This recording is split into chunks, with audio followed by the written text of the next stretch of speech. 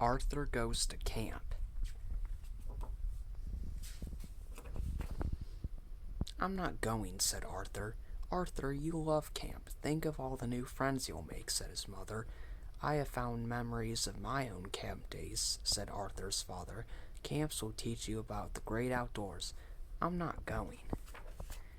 Arthur was at the camp bus stop the next morning. Buster was standing with a new kid. He's got 100 comic books in his foot locker, squealed Buster, pointing to the brain. Francine was there, too. You guys better watch out. Tent 3 is full of bats and snakes, she yelled out the window. It's going to be just like school, the girls against the boys, thought Arthur.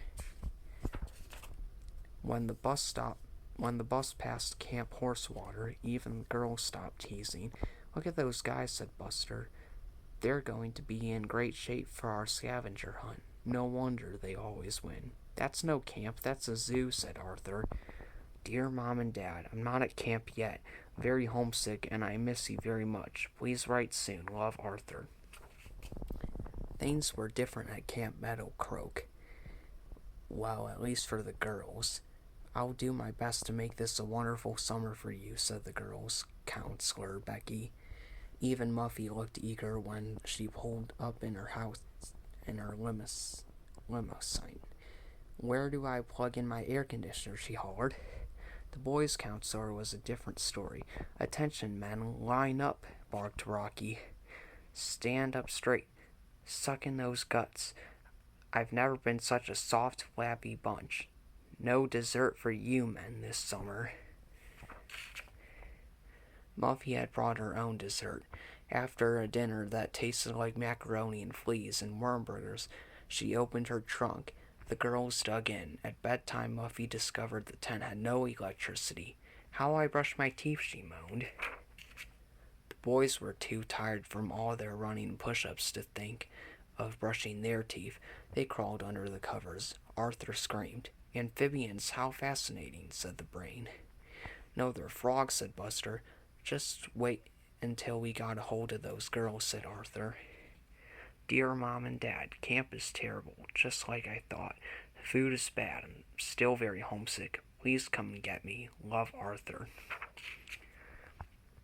Let's see you do the dead man's float, Buster. Have a good trip, Brain. Forget about the frogs, said the girls. You guys better worry about the softball game instead. The girls were beating the boys at everything. Disgusting, said Rocky. I'll never live this down. Hey, Four Eyes, need new glasses? In fact, all that week, the girls were great campers. They built campfires, pitched tents, tied knots, identified plants. All the boys could find was poison ivy. Rocky hid in his cabin. Arthur wrote postcards home. Dear Mom and Dad, I miss you and I cried when I read your letter. When are you coming to get me? Camp is gross. Love, Arthur. Arthur had a lot to write about. The frogs in his bed were bad enough, but now really weird things were happening. The girls thought the boys threw a smoke bomb into their tent. The boys thought the girls took all their clothes. But one night everybody heard strange noises and footsteps in the woods. It had to be something else. Dear Mom and Dad, this place gives me the creeps. I've got to get out of here. Love, Arthur. Everyone is too scared to tell ghost stories. We have to do something, said the brain. Let's stand watch tonight and find out what's going on. Whoa, gar, woo. So that's it. Camp Horsewater, whispered Buster. They've been trying to scare us all along. Don't worry, we'll fix them tomorrow at the scavenger hunt, said the brain. I've got a plan, but we need the girls' help, Arthur. Arthur had a plan too. He decided to run away. Dear Mom and Dad, I decided not to wait for you to come and get me. I think I can remember how to get home. Love, Arthur.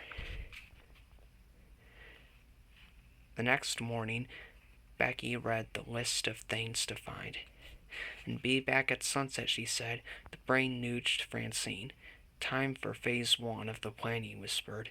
Watch out for bears. The woods are full of them. She yelled to the Horsewater kids. They just laughed. Nobody noticed Arthur sneaking away. Everybody was in the woods looking for things. Strange noises started coming from the bushes. Suddenly a huge furry animal burst from underbrush. A bear, hollered Muffy and Buster and Francine, trying not to giggle. When the Meadow Croak team started hunting again, the bear helped too. How can you wear this coat, Muffy? The brain's voice floated out from the fur. It's so hot. It's never too hot for milk, Muffy grinned.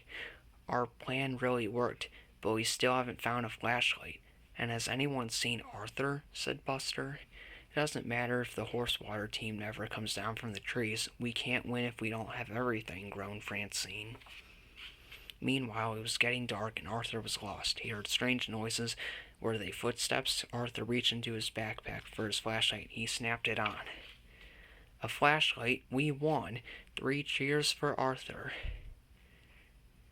Dear Mom and Dad, the scavenger hunt was great.